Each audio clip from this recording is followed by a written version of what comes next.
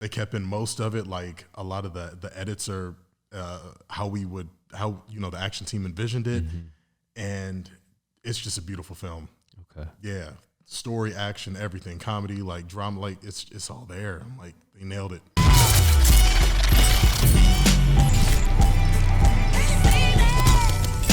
What's up, guys? Today's guest is an action director who most recently designed action for Shang-Chi and the Legend of the Ten Rings. Please welcome to the JAMCast, Mr. Chris Cowan. Hey. What is up, brother? How are you? What's going on? Dude, this is one we have been waiting on for quite some time, sir. Thank you for making it happen. I'm stoked to be here, for real. Like, I've watched so many of them, so I'm hyped I get to be in the chair. That makes me very humbled to hear that, dude. I'm surprised you even have time to listen to these things. You've been working so much. Man, whatever. It's like my background. I'm like, I got to learn about all these other stunt cats out here. Totally. I'm like, legends. It's crazy, man. And I only make that joke because, realistically, I have not seen you for years, like legitimate calendar years, until I got to see you on reshoots of Shang-Chi for like a day, Right. And that was like the first time in years. For real, dude. Like, everyone's so scattered. Like, you don't see anybody in LA anymore. It's a good problem to have. It is. I remember the times when none of our friends were working. Right. Everybody's on YouTube. Everyone's just shooting stuff, training. And now you can't even book a single one of our friends. Nah. Like, they're all gone. So crazy, man. And so with that being said, obviously you've been gone for quite some time, but let's just talk about the most recent project, which based on today's date will be dropping in theaters today. Hey, let's go. So congratulations, man. Can you just let people know what your involvement was in Marvel's newest feature, Shang-Chi? Yeah, I was action designing on principal photography. Okay. And just coming up with a lot of core dope action sequences. I got to collab with Peng Zhang, another brilliant action director and choreographer and action designer, and we got to make some fire on the movie. And then I got to do stunt coordinating for the first time. Wow! For additional photography. Yes. Crazy opportunity. So crazy, man. And so where did you guys primarily shoot the majority of the movie for principal photography? Sydney. Oh wow! How was that, man? Man, I can't wait to get back, dude. Sydney was the best. I've never heard a bad thing about someone working in Australia. No. Dude, that is super wild, man. And so along the lines of that, obviously you guys were over there choreographing stuff in Sydney. You came back here for additional photography. Yep. What was the entire timeline that you were on the project from, let's say, prep all the way until, I guess, post now?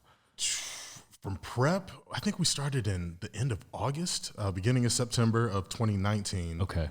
We wrapped principal in 2020 November or October, something like that, and then principal started up in like May or April. Wow. And we just knocked that out in a month and a half or so, and but like it felt longer because of COVID and all that stuff. Oh yeah, I forgot that was COVID time. That's like the heart of COVID times. Crazy.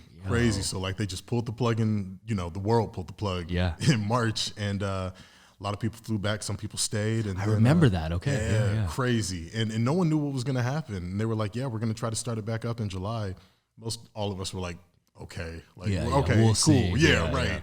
Yeah. And credit to them. They did it. They kept everyone safe. There wasn't a single case on the whole project. It was nuts. It was flawless. And mad props too, because I saw in the news and I saw what Australia and New Zealand did as far as lockdowns, and I was almost like, dude, I wish I was working over there, because it seems like they're actually going to open sooner, and they did. Totally. Dude, it was perfect. Crazy. Like you could still go out and And what was crazy is that when I got back in November, I came straight back down to a lockdown here in LA, and I was like, oh my God, I was used to normal life. Yes. And it's crazy to see how it is now, currently over there, where it's kind of like our nations have switched. Yes, they're on a lockdown, and we're wilding over here. Right. Well, we're gonna get locked out again, probably. Yeah. Oh God. Hopefully not before the movie comes out. Yeah. Correct. Right. Yo. For real. Let me tell you about it. I had a movie that I worked on that just came out recently in the last couple of months, and the movie's also terrible, but it did horrible in the box office just because numbers just aren't the same yet. You know what I'm saying? So. Right. Yeah. Right. Yeah. I mean, it's crazy. Like. It's such a weird time for, I guess, just movies in general to release. 100%. Just to see what's going to happen, and and not to mention everything going to a lot of things going to streaming, digital release. Right? Yeah. Like it's crazy. It's going to be interesting to see like how that affects obviously like the bottom line and obviously sales and things like that, because when you're buying them on Disney Plus, you're paying a higher price point, but it could be for like 12 people in the family watching it instead of 12 ticket sales. So right. it's going to be this like, I don't know, cost benefit ratio that they're going to have to figure out. So. Right.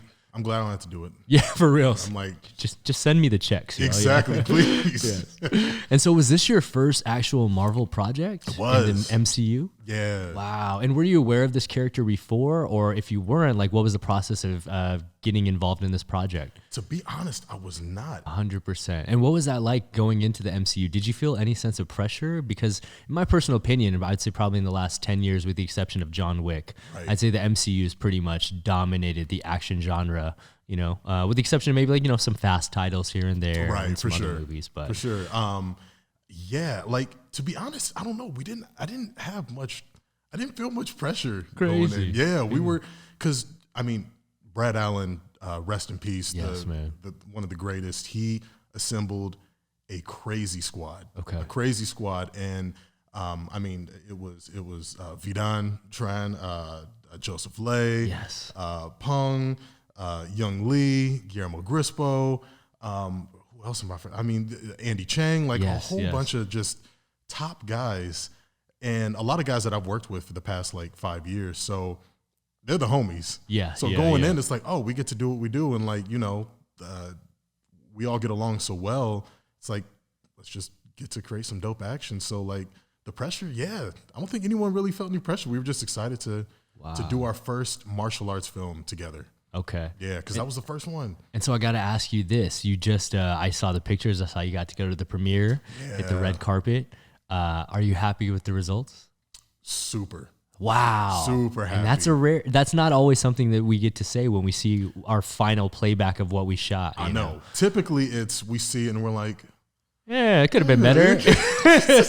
Oh, you guys left out like half the stuff I shot. All this shit. It's like, dang. But no, this was, wow. They kept in most of it. Like a lot of the edits are how you know, the action team envisioned it. Mm-hmm. And it's just a beautiful film. Okay. Yeah. Story, action, everything, comedy, like drama, like it's all there. I'm like, they nailed it. That's so dope. And now there's so much that I obviously want to delve into your career and your history and your past and stuff. But I think one of the things that really stands out to me and that I kind of want to put out there to kind of help inspire our other kids is Shang-Chi is probably Marvel's #1 martial arts type movie in the MCU as far as traditional martial arts is concerned. For sure. And as an action designer, you're not a traditional martial artist per se. Right. And I think I would love for kids to just hear your story of how you're able to get into this business without being a traditional martial artist, but being able to still accomplish what you've done. So the kids, you know, I feel like that's a great thing so they don't get intimidated, you know? That's what's up. Yeah, that's what's up. Definitely grew up not doing martial arts at all, but just was always a fanboy over that kind of action. Like I grew up, Ninja Turtles and Power Rangers were the inspirations.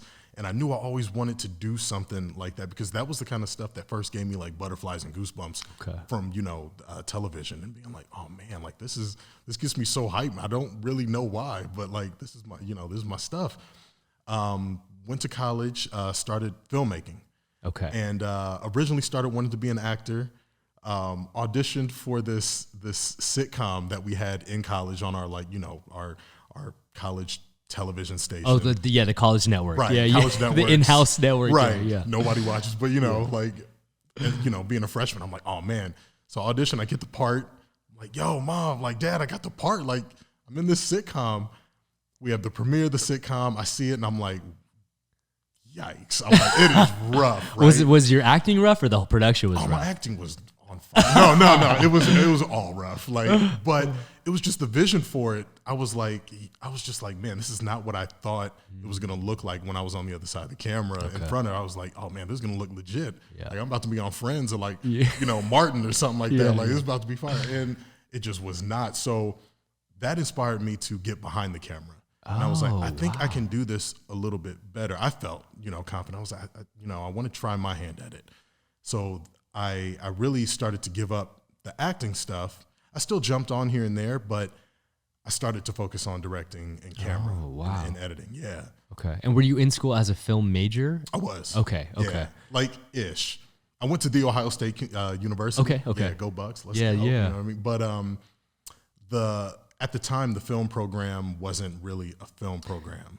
I have a theater degree from my school because there wasn't really the film program, in my personal opinion, wasn't as good as it could have been. So that's why I went theater. I feel like with the exception of maybe USC, there's not too many legit real film schools where you learn everything you need to learn. Exactly. But it, like, in a way it helped because like I was able to like talk, get my friends in on projects. I was able to form my own class in college. Yes. And get my friends a easy GPA booster. I was like, just come and act in my, totally. And we ended up making a show called X3i. Called X3i, and my character on the show was called Riven, hence the YouTube handle. The infamous YouTube handle. For all of you that were wondering where Riven X3i came from. Right. Holy crap. I'm looking into a rebranding because like nobody remembers. People just call me Riven or Riven X. So I'm trying to rebrand. Look, I made that channel in like 2006. Like, had I known social media was gonna pop off like it has, exactly. You would have made it Chris Cowan. Oh yeah, straight up. I would have had a fire handle. I feel you, man. I have an old account on YouTube that no one will ever find because I had the dumbest username. So, yeah, I'm screwed. Yeah, 100%. But yeah, like in college, all of my stuff that I focused on was action based. Oh, okay. Yeah, I met a brilliant writer who I grew up with in college and who actually ended up moving out here as well, Lex Randleman. Okay. He focused on wanting to write comic books. Okay. I was like, let me shoot some of the scripts that you want to write. And we just squatted up and started, making a lot of, action-based like X-Men sort of vibe, projects. And I got to work with a lot of people that, wanted to do stunts. I'll call Ohio stunts, Midwest stunts. Yeah, you know what I mean? But martial artists who wanted to perform on camera, and it started to help train my eye for like some of the stuff that I wanted to do later on in the future. So what did you originally start shooting on back in the days? Oh man, originally it was like some Canon ZR. Like it was, it was like some. Were you still on tapes, mini DVs? Yeah, I was on mini DV. Mini DVs, baby. Originally, yeah. Wow. Even before that, I think it was like some high 8 or like some. I don't remember what they called them before when they were fatter. Yeah, totally, bro. But then went to mini DV and then the DVX 100A dropped. Changed everything. Changed the game for anyone that was shooting back then. Right. Yeah. For anyone who doesn't know, like that was the first camera that was 24p. Yes. And film shoots at 24 frames a second. So you got this like filmic like look for the first time. Yeah, it just looked dope. Right? Yeah. You didn't have to like do this post, like, cause I was doing like post processing stuff like with Magic Bullet to try to achieve the look. And then the camera came out and I was like, how can it get better? Now we got 4K cameras in our pockets. On our iPhones that we can edit with. Makes no sense. Yeah, it's crazy. Right. But yeah, that was a game changer. So looking back, and I only ask this because I started shooting fight scenes with Vlad when we were in high school, bro. Like almost 20 years ago right now. Heck yeah. And looking back, they're hot trash in a lot of ways. I will say this though, at the same time, I'm also very impressed at the cut points that we made. I'm like, wow, like you knew how to cut, and we were filming some fights on tripods because it was just me and him fighting each other sometimes, so we had to put on sticks. Y'all were ahead of your time. But what were your initial ones like? Mine was all handheld. I tried so many like trash gimbal techniques. I tried to be fancy. Oh my gosh. Do you remember like some of these like counterweighted like yes, bro. I remember dropping money on some of this stuff and being like, I'm like hoping. Like I didn't have any money back in the day, but I'm like, hopefully my production. And I'm like, what is this nonsense? So what I really got good at was handheld. Okay. And like I was really inspired by the film that I was inspired by the most was Final Fantasy Advent Children around that time. It was like 05, 06. And I was like, I want to shoot stuff like that. Like the camera was smooth and gliding, and like the action design was just next level. It just changed my world.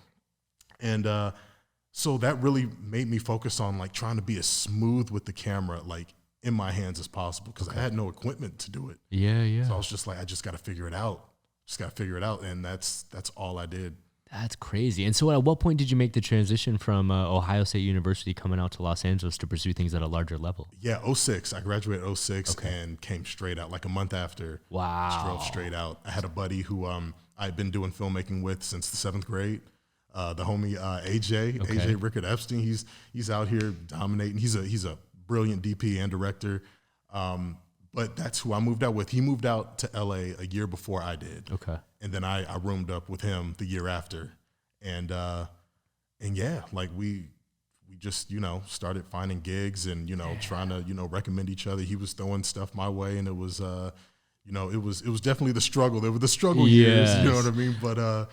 But looking back on it, I'm like, man, those times they were fun. And when you first moved out here, were you pursuing directing at the time, or what was it that you were trying to, I guess, pursue at that point? Everything. My dumb ass moved out here. I was like, yo, I'm about to take over this town. Like, you know what I mean? Like a few years, it'll be a wrap. Yeah. Everyone thinks like that. Is not the case. But I wanted to do everything. I wanted to shoot. I wanted to edit. I wanted to direct. Okay. But the thing that paid the bills was editing. Yes. Yeah. And that's what I had heard. I had heard that back in the day you were editing for a few different, correct me if I'm wrong, but I want to say at one point you were even editing like video game trailers and stuff like that. Yeah. That's what I'd heard about. Yeah. Yeah. 2010 that started popping off. Okay. And yeah, it was a huge opportunity. To like, I saw an ad on Craigslist. Like, no way. Yeah, just straight up Craigslist, dude. And they were like, we're looking for a game capture artist, you know, for game trailers. I was like, and I'm a huge gamer. Yeah, like, that's my, you know, gaming, anime is a lot of the things that I'm inspired by to film things. Totally. And I was like, what? Like working the game industry, like, and edit, like. So I applied, got the position like fairly quickly, and that opened the doors.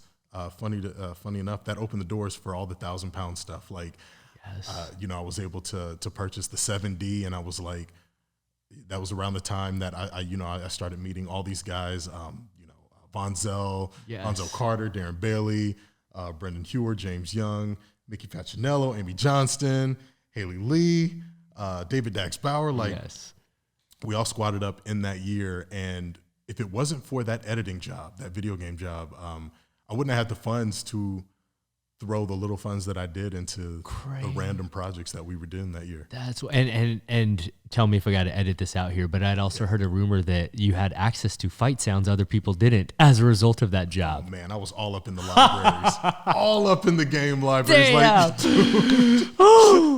game devs would send over like all their stuff to make game trailers, right? Yeah. And we just have files of all their sound effects, and I'm like, this is wild. Yoink, like. Damn, that is crazy, man. And so for those that have no idea what we were talking about earlier when we alluded to Riven X3i being your YouTube account, a lot of people that don't know your professional credits will most likely recognize you from your mark on the indie world, most specifically on YouTube. Right. You went viral with a bunch of different videos. Most were recreations. For example, the Naruto one was absolutely gigantic. Right. You've done the stuff with My Hero Academia. So can you just let people know what inspired you to start that YouTube channel, and what was the first video that kicked it off?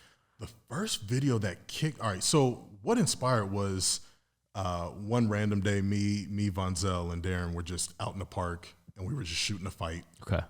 Just for fun.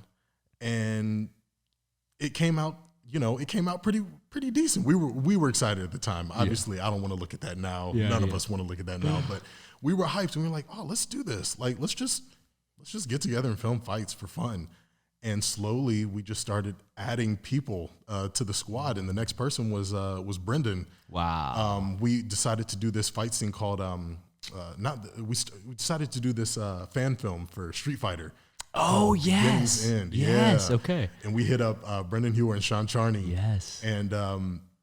And we went out, drove our asses out to Big Bear. Like, that was the Ryu and Ken one, or is that? Yeah. With the terrible wig. Yes, the ShangChi wig is so bad. It's the worst. It's the worst. I was like, I'm never doing wigs again. I was kids, like, get a hair and makeup artist if you ever plan to do wigs. Like, yes, bro. Don't try to do that on your own. There's an art form to it. I was just on a music video last week where they had the entire backup dancers and models in wigs. Right. But the creative director didn't realize that it takes like 2 to 3 hours a wig.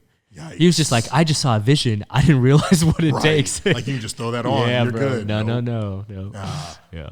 But we ended up putting that online. It was the first viral thing that we had. It was like 500K like in the first like couple days, which blew our minds. We were like, this is all new to us. And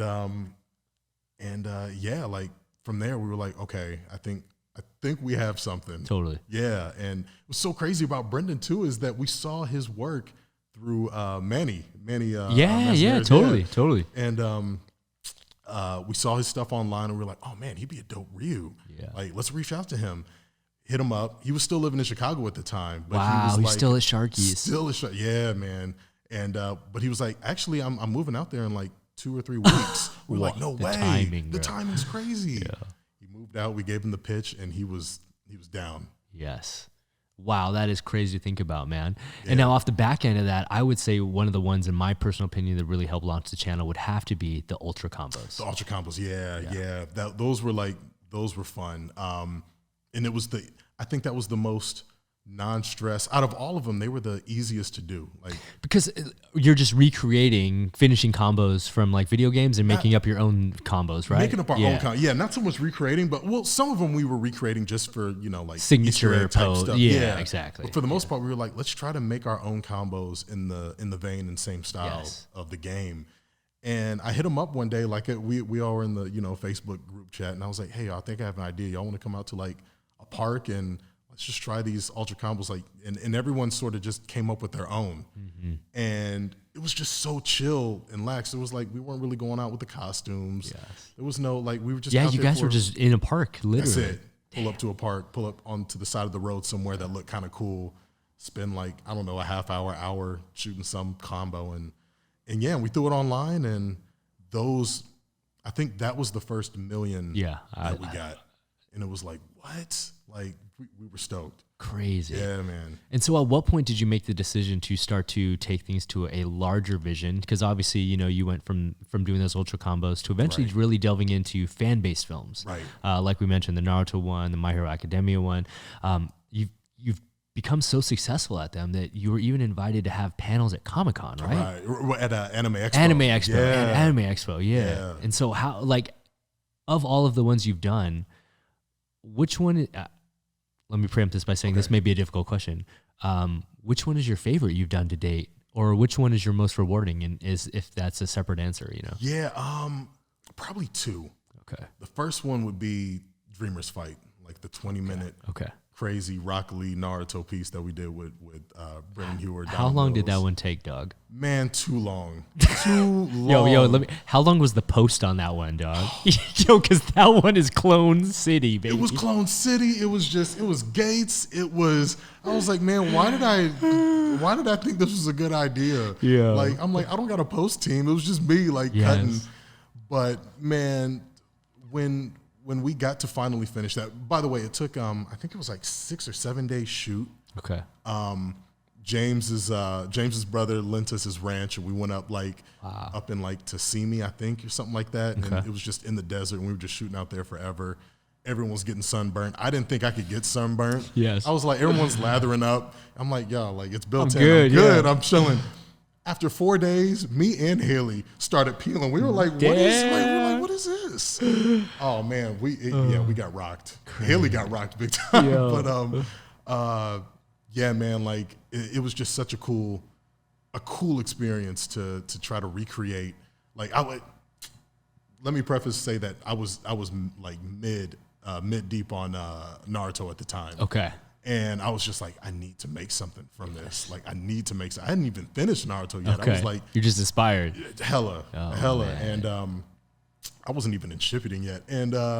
And yeah, like, once we got to finish the edit, we got to premiere it at AX, Anime Expo, 2011. And I remember us showing up. We didn't know nothing. Like, I signed up for a panel. They gave it to us. Like, what does that mean? Yeah, I was like, I don't know. We show up with our little flyers, and we're like trying to hand them out to people. We're like hoping, like, maybe if 20 people show up, it's worth the drive. Oh, man, we're hyped, right? And we're handing out all the flyers, and we get them all, and I guess it's time. And I'm like, okay, I guess we did what we could. We show up to the room. Nobody's in the room besides this, the guy who's working it. And we're like, oh. It's empty. Damn, right. How embarrassing. Right. Yeah. And he's like, so guys, actually, we haven't let anyone in yet, but your line is actually outside the door, and they're over there. And we turn around, and this line just goes and goes down this corridor and around. And we're like, wait, what? Like, they're here for our panel? And they're like, yeah, unfortunately we had to turn people away because the room could only fit like 400 people. No way. We were like, all of us were like, we've never had anything like this before. I'm like, what? We play it in front of the crowd and they lose. I bet. Oh, those are real fans at that expo. Dude. You know what I'm saying? Yeah. The energy was unlike I've ever felt in anything I've ever been a part of. Crazy. And all of us that were there that day, we were like, this is the moment that we would like to get back to at some point. Like it was insane, man. It was insane. It was like one of the best moments of my life for sure. That's wild, man. So wild to think about that just something that you envisioned in your head ended up making it to Anime Expo on a platform like that. Right. And to have people love it was just like, holy crap. Like what? Insane. Yeah, man. And the second would have to be the UA LA, the My Hero piece that we just did 2 years ago. 2 years ago already. It's crazy to think about. What? But everything just came together so well on that. With Guy De Silva and Nathan Peoples. Yeah, Nathan Peoples, and Kalina Rutherford. Like it was just a random piece that we just went out to a park and just tried. We were like, let's just have fun. I even told them, I was like, y'all, like, I'm rusty. Like it had been 5 years since I had shot something for myself. For yourself. Yeah. Which is so different than when we're told what to do. Yeah, right. Totally. So I was honestly, I was nervous for myself. I was like, I don't know if I still got it like that. Yeah, like, I feel you, dog. And I even told them, I was like, y'all, I don't know if I'm like, we're going to go out to the park and like shoot something. I can't promise you I'm going to put it online because I don't know if it's going to be trash or not. Not that y'all are going to be trash, but I might make some trash. We went out, had fun, just shot the thing, put it online. And funny enough, it was right when AX 2019 was popping off. Yes. And it went viral. And we were like, yo, like, this is crazy. And everyone was like, more, like next. Mm-hmm. So then we started hitting up the homies. We hit up Jaquan. Yeah. We hit up Cleo Thomas. Yes. We hit up Mark. Wait, damn, why am I blanking on Mark's name? Mark Michonne? Mark Michonne. Yeah, there you go. Is it Michonne? I think so. Yeah. I don't know, but it's the right Mark, though. Yes, right. Mark, you're the homie. You're welcome, Mark. I'm slipping right now. I'm slipping. Dang, was that? Yeah, that was the squad. Okay. That was who we all brought in. And got to just make magic. Yes. Got to make absolute magic. Mark's going to flame me for this. By the way, I'm expecting a text. You're like, real dude. It's okay, bro. Hear me out. Yeah, if he ever does, you can flame him about a stairfall he did for me. Oh, what happened with that? He knows what I'm talking about. Dang, he knows. Dang, if you know, you know. You know, Mark. Okay, all right. Dang. But yeah, dude, like it was just kismet. It worked out. And, and it was just the chillest shoot. We were all just like, it was we had hella Wingstop. Everyone brought their switches. If they like their Nintendo Switch, if they weren't on camera, everybody was just smashing. Crazy. Like just hard. It was and every time like it was time to be on camera, they just come out, do their thing. It's wild. It was just dope. It was dope. And the reception that we got online was, oh man, it was great. I just hope that if they ever branch into live action of these things, that they don't mess it up like they've messed up every other possible franchise. In any sense of the word. Anyone that's been done so far has been botched, from Dragon Ball to, I mean, right? You know what I'm saying? Yeah, man. Airbender. Oh my goodness. Shot to the heart, right? Dude, it's like they don't care. It's crazy to me. I'm like, guys, if you do it right, you're going to have the most successful series of all time, because most of these series have so many hundreds of episodes. You could literally turn it into a saga. It makes no sense. I don't understand how all these studios aren't looking at Marvel and being like, the formula. Right. Oh, we don't have to really change much. We can just make what fans love and what they fell in love with in the first place, which made the IP popular to begin with. Instead of some creative decision or adaptation of the character to make them more westernized or more appealing based on a star. It's like they don't like money. I swear to God. It's like, let's just buy up this IP. It's crazy. And change everything that people love. That's a whole other podcast. So, bro, I will say this I will say this, I guess, kind of on the record right now for those that are listening. And there's only a select handful of people that know about this because I worked on it with Guy De Silva, Trevor Logan. Okay. And two of my buddies that I'm working with on another project right now, that one's a dance choreographer and one's an animator that did Kung Fu Panda. Okay. We actually had the chance to do the first previs for live action Naruto. And I have a check stub at home that says Naruto stunt coordinator. Dude, what? We got to go on contract for almost a week to 2 weeks. They were going to do a live action like 5 years ago. And I will say this, it was the first time where I thought they were going to nail it. Really? The costume design, really, the tone, the scenery was insane. It was so beautiful.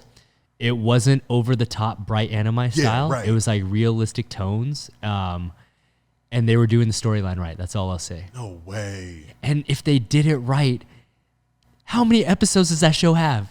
Y'all could go on for 40 years of movies. Dude, it literally, it should be the Harry Potter of ninjas. 100%, bro. You know what I mean? 100%. I don't understand why it's not out yet. I don't understand. Like, what?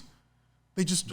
Makes no sense. So many things just like, they'll hype it up and then they'll just sit it on the shelf and you're like, what happened? I hope that if they remake that or bring that back to light, or if they do a My Hero one, they got to hit up the right people, dog. Dude, I hope they Legendary hit you. just announced. I did. Last week that they're making a live action. So what's up, Chris? Have you submitted? Legendary. Hit your boy up. Do not mess this up, y'all. Please. Yo. I'm not just a YouTuber. Yes. Don't think of me as just, but no disrespect to YouTube. That's why. Exactly. Yo, anyone listening, if you have any way of helping us out on this, let's not mess this one up. Please. Yeah. Please. Let's make this happen. Your boy's out. Come on. 100, man. And so, like, obviously, like, with all the success that you met on YouTube and stuff like that, what's the difference and what's it feel like when you're on these, like, major sets right now? Did you ever think you would get to this point? You want to say yes because that's why you move out here. That's why you come. That's what everyone's goal is. Right, exactly. But at the same time, like, no. Like, when you get there, you're like, dang, like, I'm actually here. Yeah. Like, holy crap, like, this is nuts. Even though you have full confidence that, yeah, I'm going to get there one day. But still, when it happens, like, you're ready, but you're not. Yes. You're like, oh, man, this is like, you're just taking it all in. But you got to, like, you got to play it off. You can't just be, like, geeking out around your peers. You're like, okay, cool. Yeah, I was ready for this. Yeah, right, yeah, okay. Oh, this is a big camera. Okay, that's cool. That's cool. But yeah, man, like a million thanks to Brad Allen for, like, he completely jump-started I was just going to ask about career. that. Yeah. Okay.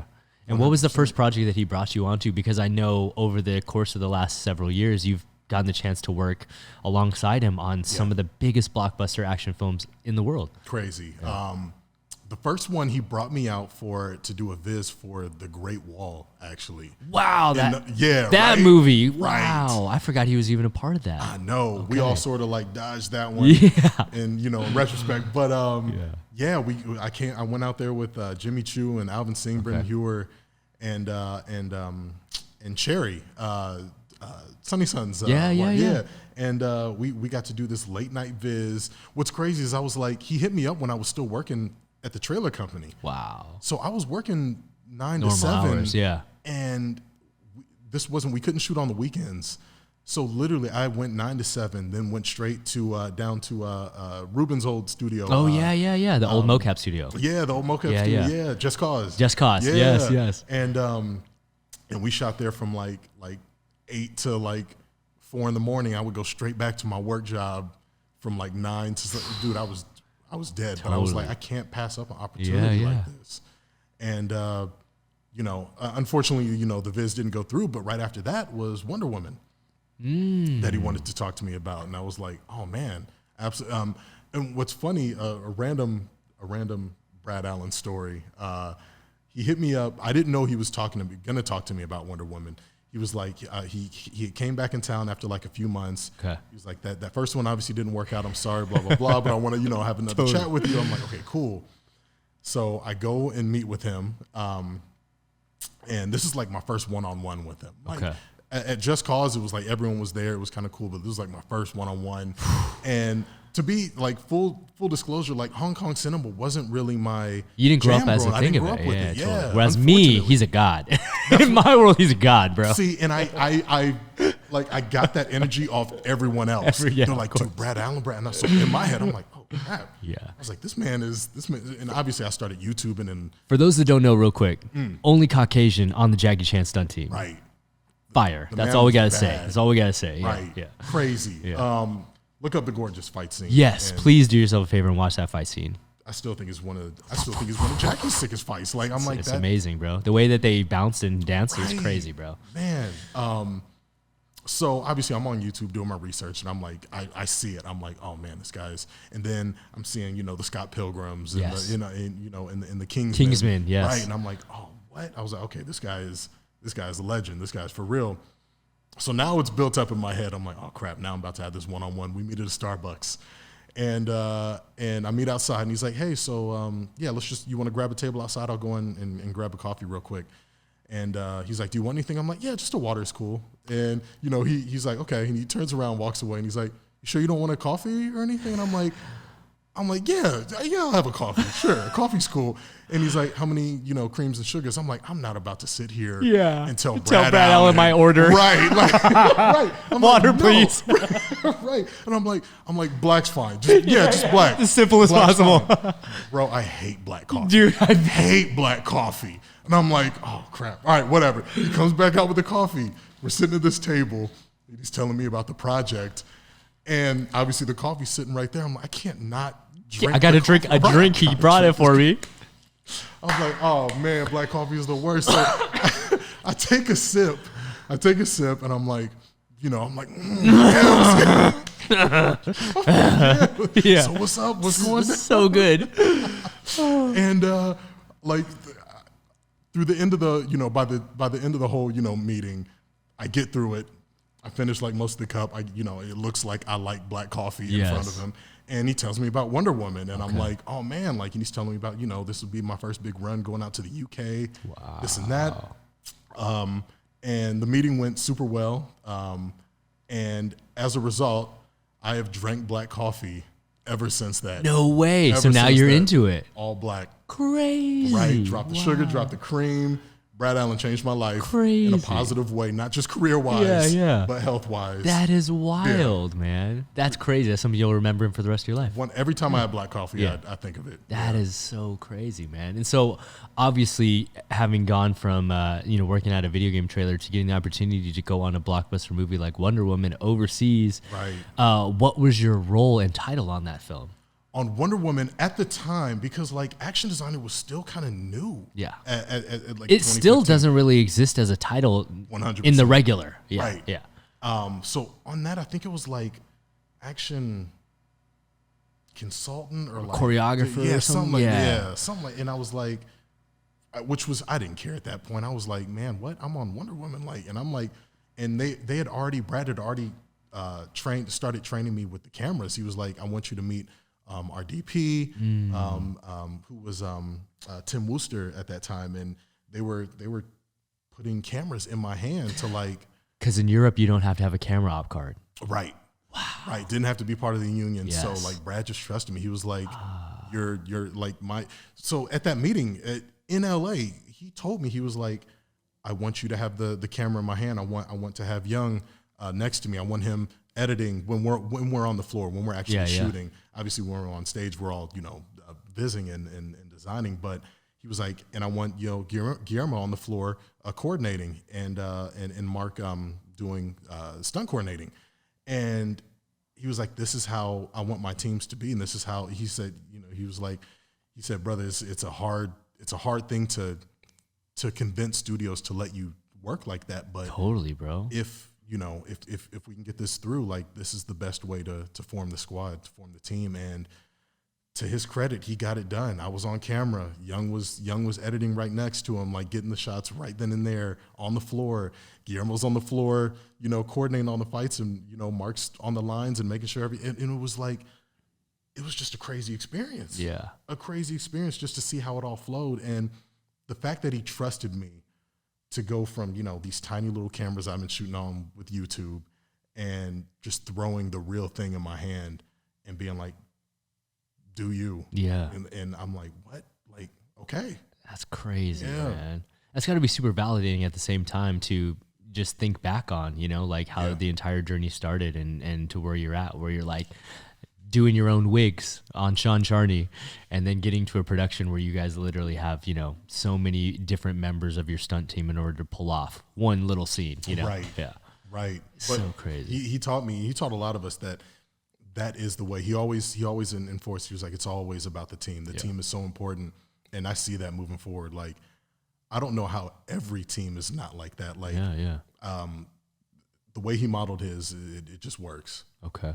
And off the back end of Wonder Woman, I do know you got the opportunity to work on 2 different Kingsman's movies. Is that correct? Yeah. Yeah. Went to did Kingsman 2. Okay. And then we popped to, in between that was Solo, Star Wars, and Rogue One. A little bit of Rogue One. Additional photography. We got to do the Vader sequence for that, which was fun. And then the Kingsman right after that. Yes. Yeah. Which is crazy because Kingsman is still in post right now, right? Yeah, it comes out December.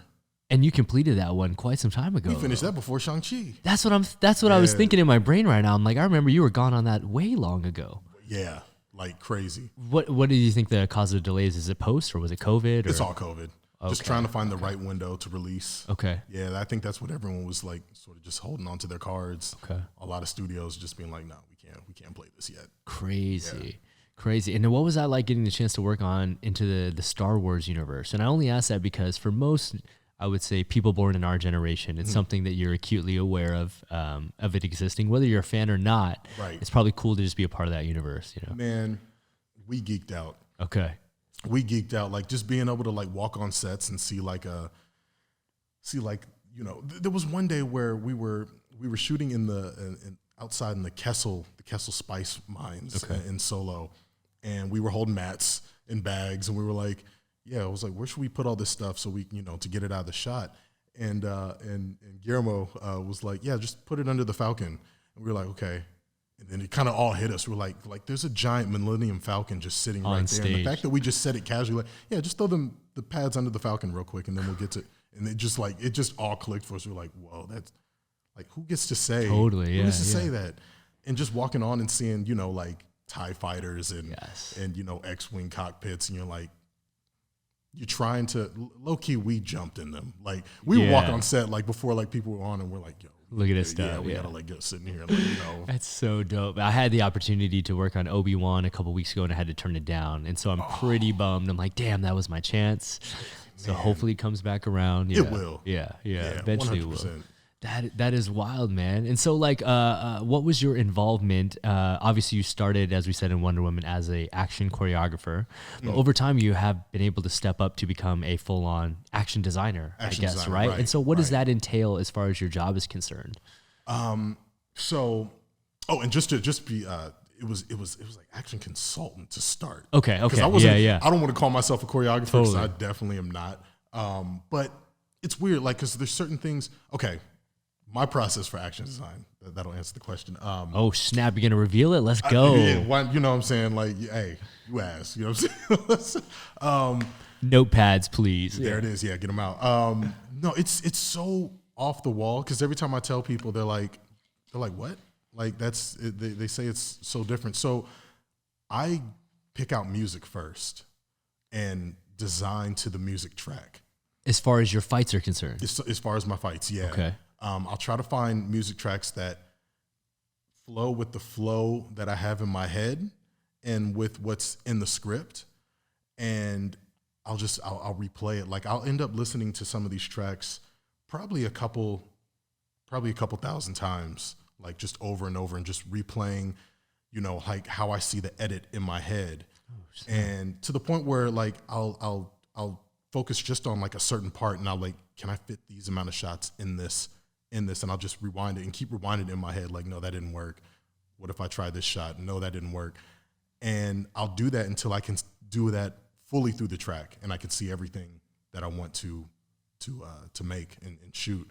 So the process is like, in the edit, I'll make like a slate edit where I just have titles to the track. Okay. And then you know what to fill in. Exactly. Yeah. Right. So I'll be like, I have the protagonist fighting the antagonist. Antagonist is pushing, is got the hero on the back foot, and give me like 6 to 7 beats of action with, them traveling backwards. And then I'll be like, then I'll know I have a moment, like a key moment there. And the moments are very inspired by the music. The arcs and the ebbs and flows. music, And those are when I like to come in with, I say I'm not a choreographer, but the moments I like to choreograph in my head, like I'll know like, oh yeah, he takes his head, slams it to the ground, and we pull out for a wide and we see like a crazy shockwave or something like that. And then back into choreo. So I like to sprinkle the choreo, big moment. Choreo, big moment. Like stuff like that. Until I have the piece ready. And that's and what's so easy about it is afterwards I can just, once we're visiting, I can just slot all that stuff into the timeline, and my edit process doesn't take near as long. 2 questions. Yeah. How do you find these tracks, and how do you determine the length of the track, I guess, for the scene? Do you just have like a vision in your head of how long the scene runs? Right. Like what's cool about, find the tracks after being a trailer editor for like 5 years. Like I know a lot of the libraries and I know a lot of the sites to look for.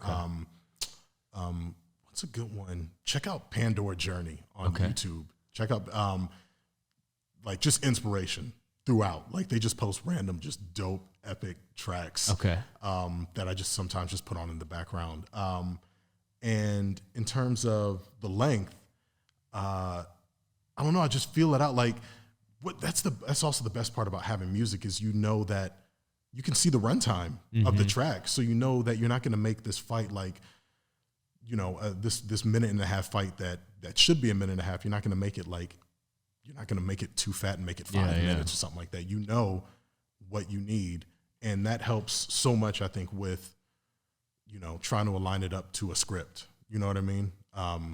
And also just when you're playing the fight back in your head and you're listening to the song, you'll feel if it's too long. If the song's just going on and on. True, that's true, actually. Yeah, you really feel, and you're like, oh no, this is... So are you like Frankensteining and cutting it to 100%. be the... Okay, cool. So it's not like find the perfect track and then you just go. It's find a track, break it up from within and edit it so that there's crescendos and rises and falls. Okay. Yeah, make sure it works for how you want, how you need your action scene to play out. Okay. Sometimes it's Frankenstein in multiple tracks. Okay. Yeah. Okay. And so... as an action designer, is your job to come up with the choreography, or is it more so to create an overall vision as like a baseline, and then you have a choreographer help you in putting those moves together? Right. It's definitely the overall vision for it. Okay. The whole flow of it, from the camera, the edit, and just the pacing. And like I said, like I don't really know. Like when I say like I want like 6 or 7 beats, I don't know what those are. Like sometimes I'll know like region. I'll be like I want a lot of those beats to be high. I want a lot of them to be low. I want them to be fast, or I want them to be heavy and very weighted. But outside of that, my mind doesn't work like, oh yeah, you should, I want this and this. And, I'm like, just give me something dope. And I trust, a lot of the choreographers that I've worked with over time to do just that. And it's funny because I was like, going into it, I'm like, is this too controlling? Is this too, like, am I not giving you the freedom to... And a lot of the choreographers I worked with said, "Man, it's just the easiest." Like, because you have already a framework. Yeah, you're not putting the flow and the timing on me. Like, because a lot of complaints I've heard is that this person wants me to make a fight, but they're not really telling me anything. They're like, they don't tell me anything. It's like, okay, you just read the script and see who wins. Right, exactly. Yeah. So a lot of people have said, it's just so easy to just slot in and just make you some dope choreo, give you the beats that you want, because I know the pacing and the flow is all going to be there, and I know the moments are going to be there, and it's a good workflow. Okay. Yeah. Okay. And so, I gotta ask this because I feel like people would kill me if I didn't. Oh. What camera do you use or currently use? A camera that I currently use for pre-vising, is a Sony RX100 Mark V. Okay. I think they're on the 7 or 8 now. Actually, I think they rebranded it to like a Z something. Is that below or above the A7S? Way below. Wow. Way below. That's what I thought. That's what I thought. Yeah, that's why I had to ask. Okay. Right. The size is like a pack of cigarettes. That's what it resembles. Like you can put it in your pocket. Crazy. And I found it I was just on YouTube because I was like, I was mad at the A7S II back in the day for not being able to shoot 240 frames. Yeah. Even at the 120 frames, it was cropped, and I was like, what? So I was like, I need a better, and I'm looking at Twixtor, I'm looking at all these plugins to give me like the slow-mo that I need for some of these moments, to tell, some of these moments that I wanted to tell. And 60 frames sometimes is just not enough. Like, that's not at all. Right? Not at all. So I'm looking online and I'm seeing this camera, seeing reviews for this camera, this pocket camera that a lot of people are calling a vlog camera. I'm like, okay, check it out. And it shoots 480. It shoots 240, 480, 960. Wow. The higher the slower less it gets. Resolution. Yeah. But I was like, wait, all right, let me try this out. So I get it. I get this little tiny Zhiyun gimbal. Yes, I have that one too. The little handheld one. Yep. Yeah. And I got like a super tiny one for like GoPros. Okay. I was like, I guess this will house it because it's so lightweight. You know what I mean? And I started shooting on that, and I was just like, what? I was like, this is crazy. I don't have to lens swap. It's a 24-70 lens. No way, zoom? Yeah, all zoom lens. And I've just been on that. I shot the UA LA piece. On that? On that camera, yeah. Did you have to give it a lot of love in post or no? No. Just Sony's that good? It was just good. Wow, that's crazy to think about. And also at the same time, though, it proves the point that it's not necessarily the paintbrush, it's the painter. You know what I'm saying? Like, yeah, it comes down to that age-old adage, which people ask me all the time, like, yo, do I need to go drop a couple grand on this camera? I'm like, bro, you can shoot on your iPhone. I know hands down, like there's some previses I turn now where I shoot on my iPhone because I'm like, just for sake of ease, where we're at. Sometimes I used to use my iPhone because I could shoot 240, I could literally just go, slow-mo, 240. Done. Yeah. Done. A lot of people get caught up in the gear. Yeah. It's not important. Yeah, 100%. Not important. I'd say it's not important unless you're trying to make like a legit film that you want to release. Yeah. Right. I had a buddy who I was having a discussion with the other day where we were talking about his next gear, and I was like, you gonna upgrade to the A7S or are you going to Canon? And he's like, I'm gonna switch to the Red because it's Netflix approved. And I was like, that's cool and all, but like they only want that so they can jack your footage for the behind the scenes. Otherwise, why do they need Netflix approved cameras for a previs? Like it's not going to see the light of day normally, so why would you need it in 4K and all that stuff? Wait, for a previs? For previses, bro. So Netflix now has approved cameras that they allow for, and they're not requiring it by any means, but they have like certain approved cameras. BTS footage. So I think what the justification is that they say like, hey, this is the cameras that we approve, in hopes that people that are shooting previs will use those cameras because then they'll be able to intercut it into BTS. Got you. And I think their justification on the other end is that if it's an approved camera, you then can get a box rental kit. Whereas if you have like a Canon or something, they're like, oh, we don't approve that camera. Like, so, but if you have like a Komodo or a Red, you know what I'm saying? Then they're like, yeah, it's an approved Netflix camera. But my brain was thinking, I was telling my friend, like, you're going to drop 15, 20 grand and all it's going to benefit is they have BTS footage now. That is 4K to intercut into their fucking BTS. That box rental kit better be... It better be popping. Nice, like, what? Yo. Because like we said, we can shoot on iPhone and it'll come out fire if you know what you're doing. Exactly. Yeah. What? Yo. That's crazy. It's crazy to think about. Right. It's pretty crazy. I just recently shot on the A7S III. Do you like it? Man, changed my life. Changed my life. Are you full Sony instead of Canon now? I am. Okay. I am. I went. We all used to be Canon gang. Oh, Canon 7D. 7D changed the game for everybody. Completely changed. That literally changed the White Lotus videos. Our first videos that went viral on White Lotus was because Dustin Shepard brought out the 7D. Yeah, and it just looked different, 100%. Like the fact that everyone was now being able to swap lenses. That was my first time. I was like, wait, lenses? What? Oh, I can change my ISO and my shutter speed and just what? What? Yeah. It's crazy. Yes. But what switched me? Was it I think it was the FS700 came out. Yes, a lot of people did switch because of the high speed back in the day. I remember Aaron bought one. I was just about to say shout out to Aaron Tone. Man, he let me borrow that so many times, dude. He came in the clutch with that. Shout out to Aaron for buying almost everything. No, yo, these curtains behind us, those were Aaron. Like, Let's go. This little stand, that's Aaron. For real? Yeah, bro. Dude, I can't tell you how many times Aaron has bought something. And this is just a testament to what a good friend he is, but also how ballerific you are. There's been times where I'll never forget, and I can give multiple instances of this where Aaron's been like, oh yeah, you could borrow this. And I'll hit him up a week later like, yo, Aaron, I got your lens. Thanks for letting me borrow it. He's like, I bought a new one. I'm like, wait, why? He's like, because you had it. I'm like, I had it for like a week, but you could have just said I need it. And I just Dang. Bro, I've gotten lenses from him. I had a Jag over the shoulder mount from him. I had a Glide Cam chest pack from him, the X1000. Bro. Man. Thank you, Aaron. Dude. Thank you, Aaron. Thank you. That's funny because he in that aspect he reminds me of Brad.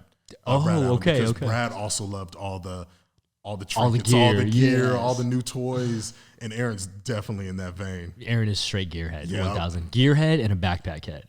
Yeah. For real. Yeah. Dude, yeah, that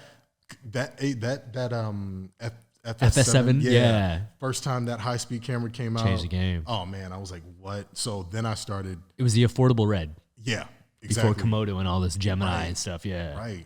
Yeah. And what's the other one? The super high-speed that everyone's still shooting on that. It's almost out of...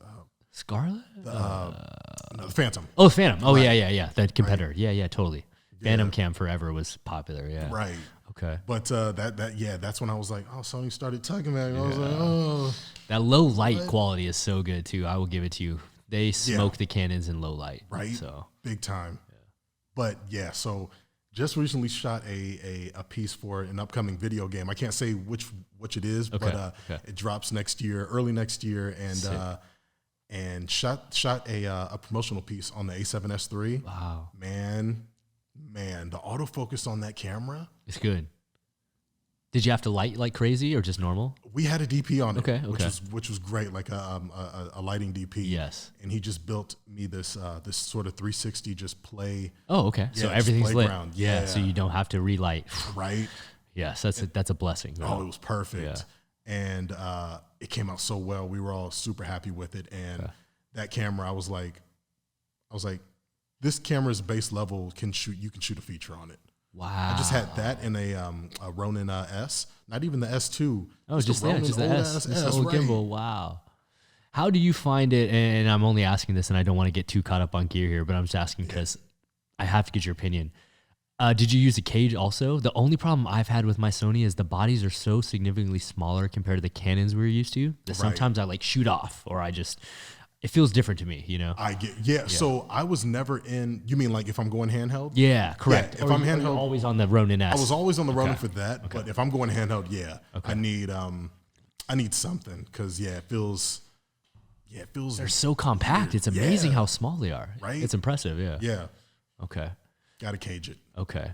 And so along the lines of that also now, we've talked about the cameras and the way that you design action with music and some of your history. What advice do you have for people that are trying to delve into what we do and I guess what you do more specifically? Honestly, the key is just to get out, find people find like-minded people, find friends, even if they're just your homies and they can't, even if they can't even like move or like, you know what I mean? Just go out and try stuff. Okay. Obviously be safe. Don't do crazy ass stunts that you're not ready to do. Yeah. Right. But even if it's just dialogue scenes, even just talking, because what you'll find is that a lot of people like movies are just fun to do. Mm-hmm. And that's why I was able to, I had a cast in my college series, like none of them were real actors. Okay. Back then. Okay. And none of them, like maybe like one of them like pursued acting afterwards. But I had a cast of like 40 people just because they were down because it's fun. To try. Yeah. Just to try. 100%. And I think that's one of the things that, entices people. And it's like, I just get to make a movie with my friends. And so do that. Like find people. Okay. Get a camera. You have a camera. It's in your pocket. Yes. You know what I mean? We've talked about this now. Yeah. Right. You have no excuse to not. You can edit on your phone and just go out and try something. Try just a small little scene. And the key thing is once you edit together, like it's gonna be hot garbage. It's gonna be trash, right? Initially, yes. But find the things in it that hype you. Like don't overhype yourself. Don't like as soon as you start watching, just don't be like, oh, this is I killed it. You know what I mean? Find the flaws with it. Yeah. And on your next piece, like you have to realize what those flaws were and you cannot repeat those flaws on the next. And because of that, if you do that, you're gonna make new mistakes on the next piece, obviously, right? And isolate those flaws, and on the next piece after that, make sure you don't repeat those same mistakes. And if you keep doing that and keep filtering out all these flaws and mistakes that you realize that you can do better, as you trial and error and as you progress, through piece after piece, your stuff is just going to become better and better. Yeah. 100%. And now, do you suggest, obviously what's unique about your situation is that we explained you're not a martial artist by tradition. Right. You didn't grow up watching all the old school Hong Kong cinema and stuff like that. Right. Is there anything you suggest for people to watch and study in order to further expand their brains and I guess just knowledge and more so just see a vision, In terms of action? Yeah, I guess, or just in the filmmaking process in general, Action, for sure, I'd say do your homework. Like how Vlad says. Go back and watch Hong Kong cinema for sure, because you're gonna learn a lot. I just didn't have that growing up, and I wish I did. I really wish I did. My dad took me to see Rumble in the Bronx when it was in theaters when I was a kid, and I was like, oh man, this is so sick. But I didn't know where else to get more of that kind of stuff. So a lot of it just came from video games and kid shows, Power Rangers stuff. But now I'd say just watch some of your favorite action films. Like pull those up and really try to study how they, break it down. People, it's everything is there for you to learn. When people how did you make this? How'd you make that? It's like, there's not really any secrets. It's all on camera. You can see in practice what, the methods that they do, in terms of stacking punches or try to pay attention as to why a camera is a certain position, for a certain hit or for a certain, reaction, and just really take notes. And another good thing that a lot of people do is just try to recreate a fight sequence. Thank you, bro. Yeah, thank you. There's nothing wrong with that at all. Yeah, I think people too oftentimes think I'm cheating or I'm not putting in work, and it's not at all. Right? It's a great tool. Yeah, you'll learn so much. You're gonna learn so much, and it's gonna be fun. Yeah, 100%. And so I got to get your opinion on this, and maybe you don't even have one, and maybe I'm overgeneralizing, so let me know your opinion on this. But in my personal opinion, I feel like we've gone through tons of different ways of action where we've seen old school Hong Kong cinema, right? And then we hit, let's say, the Jason Bourne era, where cameras punched in and got real frenetic with things. And then we got to an era where things like John Wick and Atomic Blonde pull out super wide, and you want to see your leads doing the action and stuff like that. Yep. Do you think that action right now currently is headed in any specific direction? Or if not, is there a direction that you would like to see it going? Oh, man, that's a big question. It's a broad strokes question, baby. Yeah. Where is action going? I don't know. Here's the thing that where I think action will go more so in the future is a lot of our generation and the generation below us are nerds, straight up. A lot of us grew up with, video games, anime, a lot of geek culture, comic books. I feel like we're going to start seeing a lot of action inspired by some of these things. Okay. Moving forward. But in terms of where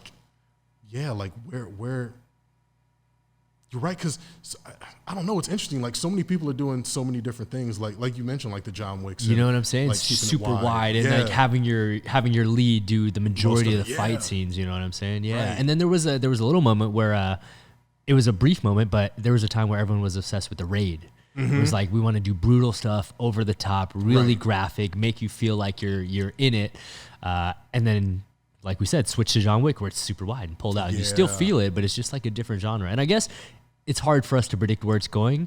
What do you want to see personally, or where do you think you're going to take things in your own personal vision? I'm taking things, if I can do the movies that I want to do. Yes. Oh man, hyper stylized. Okay. Hyper stylized, but I still want it to be I want you to feel the weight of the impacts. Yes. So, my goal is to direct films based off anime and video games, or inspired off anime and video games. So the stuff that you're going to see from me, unless I'm hired onto projects where it's not called it's real, right? Oh man, it's going to be hella anime. Okay. Yeah, it's gonna be out there. Yeah, and I feel like one thing that's so cool about both of those things you just mentioned, which is I didn't grow up, and so here's the thing: is you didn't grow up as like a Hong Kong fan. I didn't grow up as an anime fan. Neither did I. Okay, so that's what's really unique. All of my friends grew up as anime heads, which is why even when we did like the Lionsgate Naruto live action, right. I called in Gi right away. Nice. I called in like all the homies. I was like, yo, I need y'all come do the jitsus. I don't want to mess this up, bro. I'm not trying to look phony, you know. But one thing I have noticed over time, and especially having worked on video games and motion capture myself, is in anime and in video games, I think the coolest thing that you have the liberty of is the ability to place the camera anywhere and do camera moves that aren't necessarily replicable on a real life set. Right. You know, like we're kind of bound by drones, I'd say, are the newest thing that may allow us to do it, because before we were bound by a jib arm or a techno crane. Right. And drones are a little bit more, but still video games and anime can place the camera in the most amazing spots of all time, in my personal opinion. 100%. Yeah. That's what, being just a filmmaker and being someone who was so inspired by camera, that's what caught my eye first. I was just like, what? I was like, back in 2006 when Final Fantasy dropped, I was like, I don't know what this is, but I want to make movies like this, because the way it all cut and the way it was shot, I was just like, I'd never seen anything like that before. Totally. For those of you who have not seen that, go check out the director's cut of Advent Children. The fights are next level. Totally. Even today, it's almost been 20 years, which is crazy. Crazy, right? What? Crazy. But yeah, the way anime breaks down their shots, it's just it's just art to me. Yeah, that's the thing. It really is really it's something that's completely different than what we normally see on a regular basis. Yeah. So. And the word still kind of has a stigma. That's the problem, right? It really has it does. You're right in that sense. Yep. A lot of people think it's all the, hypersexualized or cheesy, and it's like, anime is just anime is no different than film. Yes. Film has all these different genres, right? It's not just one genre. You don't just think film and think, oh, that. Like, it could be anything. I was going to say, it's almost like how some people may be like, you're a YouTuber. Right. How are you working on films? And you're like, no, man, it's like, it's still filmmaking, and right. It's just a different platform. It's just a platform. Yeah. That's it. It's just a stage to present someone's work. 100. Right. And so as your career continues to progress right now, and you're working on some of the biggest movies in the world, like we said, everyone go check out Shang-Chi when it drops, but are you still going to continue to put out YouTube content? Yes. Okay. 1000% yes. I'm still trying. Man, my lazy ass, I've been trying to get I have ideas for TikTok. Okay. I have small ideas for TikTok. I've just been lazy. Okay. But I have a rig that I just made specifically for TikTok videos. Okay. A camera rig? Camera rig, yeah. Okay. That I've just been tinkering with, so I want to try that out. It's going to be very smooth and so I'm supposed to link up with Guy actually real soon. Yeah. Just gonna run some ideas, because last time we ran ideas, we ended up with UA. So yeah, 100%. See what we can make. That's wild, that man. Yeah. Such a small. I was just literally on set with him yesterday. So nice. Heck yeah. And obviously, dude, so many people are on us for UA episode 1. They're like, when is episode 1 dropping? I'm like, when is a budget? Yeah, budget for real. Dropping? Come on. I can't believe we even pulled that off with nothing. And that leads me to a huge question that I've always wanted to ask you. Do you make good money off your YouTube, or are you not revenue sharing? I am not. I never. You're not monetized. I never monetized for all the fan films. I wanted it to come from just a fan. I just wanted it to come from a fan. I'm using licensed music and materials, and I was just like, this is because I know it's crazy. Financially, it's crazy, but I had always had I was blessed to have a good job when I was making these. Okay. And I was like, YouTube is just my artistic release. Yeah. So I just wanted to give back and just make these things, for viewers and fans of the content. God the source damn. Material. And I only say that because obviously in this day and age, there's some people that make an entire career off of YouTube. 100%. And you probably would have had a decent amount of money had you monetized those. A little bit, yeah. the Dreamers fight hit 23 mil or something like that. And I'm like, for those that don't know, the algorithm is somewhat similar to based on the number of mid-roll ads that you run and stuff on it, and depending on what your CPM is. Generally speaking, 1 million views can equate to anywhere from, let's say, $3,500 to $6,000. Right. You hit 25 million on that video alone. Whoops. Yo, it's all good though. It's all good because at the same time, it was a platform to get you to where you are now. Exactly. You know what I'm saying? So it wasn't for nothing. And you know what's kind of crazy is maybe this will lend itself to helping ease the pain. Vlad Rimberg's most successful channel is not monetized either.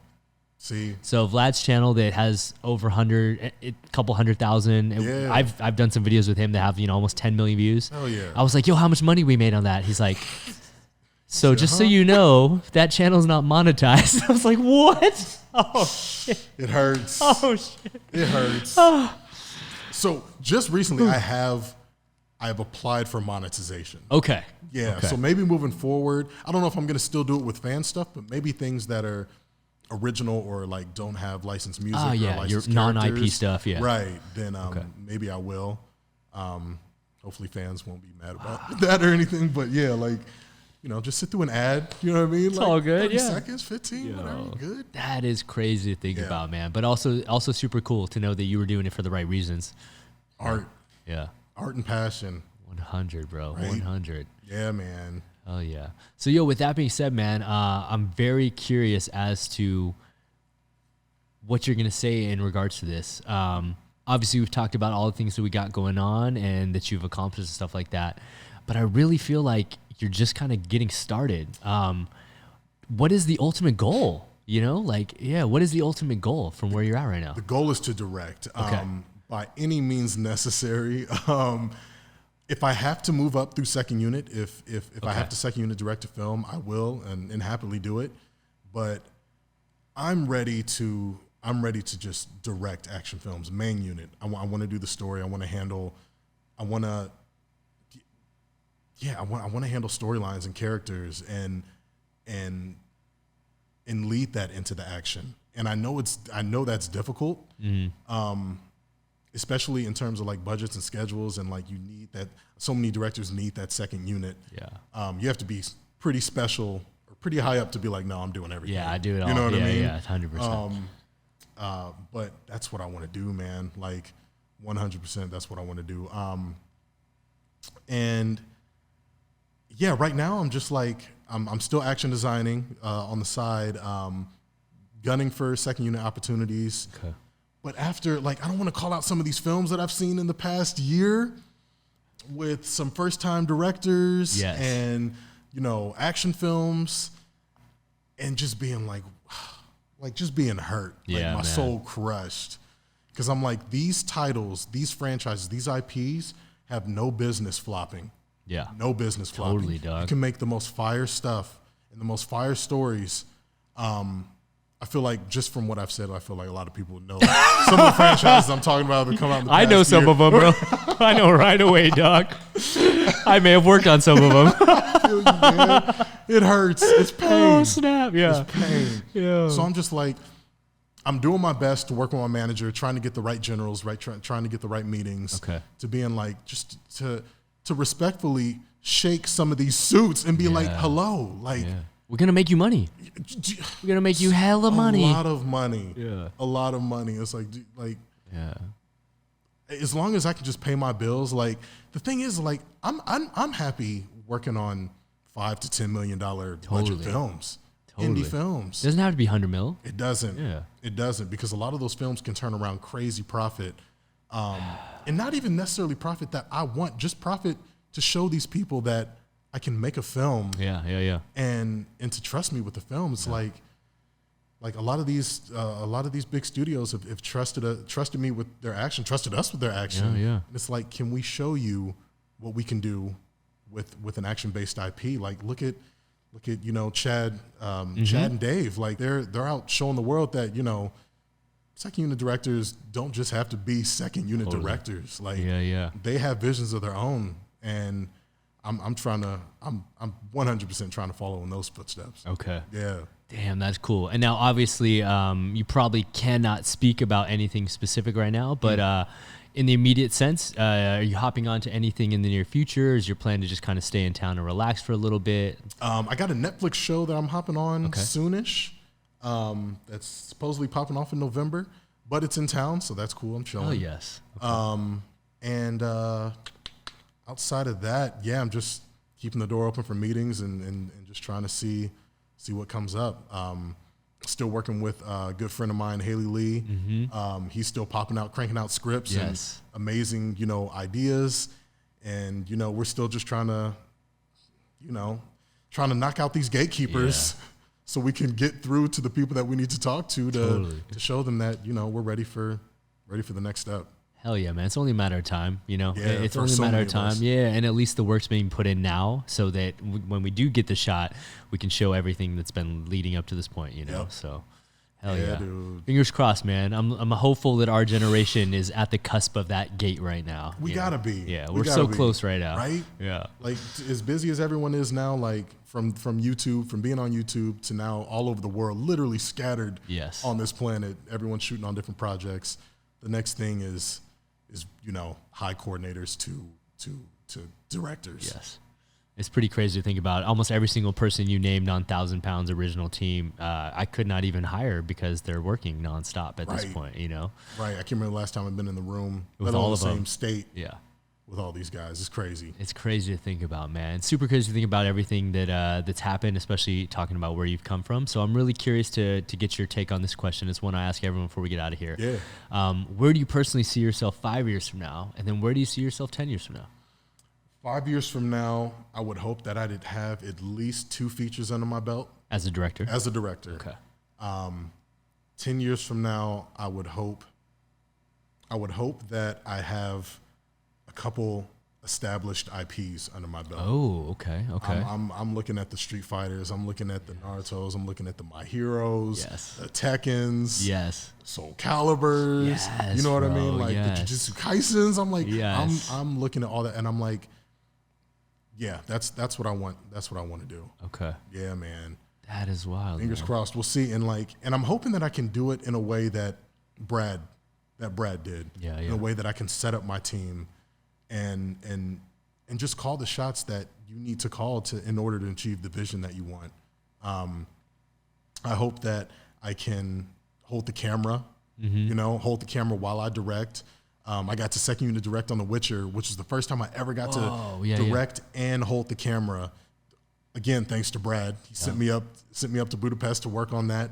One of the best experiences of my life, and one experience that I'm trying to get back to. I'm like, I got to do everything that I wanted to do. I got to direct. It was TV, so it was moving. Movies are such a slow pace. Insanely slow. Man. And they know they have reshoots. Right. Yeah, they know, man. To know, sometimes you can be on set and walk away with a shot or 2 shots a day. And they're cool with it. Yeah. And all right, good work. And I'm See you tomorrow. I'm like, no, you're barely awake. You're like, this was everyone's looking at their watches. I'm hoping to work in that vein, work in that sort of TV-esque sort of vein where you're cranking out shots throughout the day, and I'm on camera, for the action. When it comes to dialogue, I want to be in Video Village. I want to be in a monitor, listen to on audio set next to the actors. Yeah, but that's the goal. That's the goal I'm striving for, man. Okay. Yes, sir. Hell yeah, man. And I have no doubt that you're on your way with everything we've talked about here. It's probably just a matter of time as the credits continue to roll in.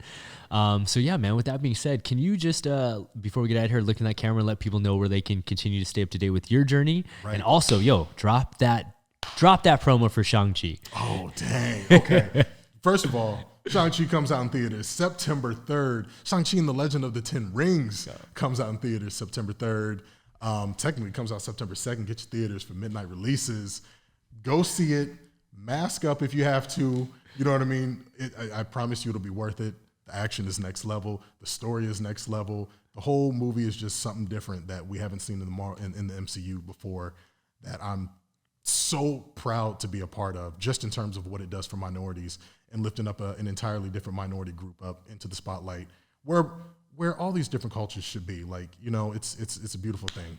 In terms of socials, hit me up on Riven X3i on YouTube, IG, TikTok, Twitch. I'm on Twitter and Facebook under the official Cowan, but I don't really mess around with those platforms. So yeah, hit me up on IG and YouTube more so. Hell yeah, guys, make sure to go follow him before he makes that official name change on the platform. That's right. It's about to be a rebranding, so this might be a moot. You never know when it'll happen, man.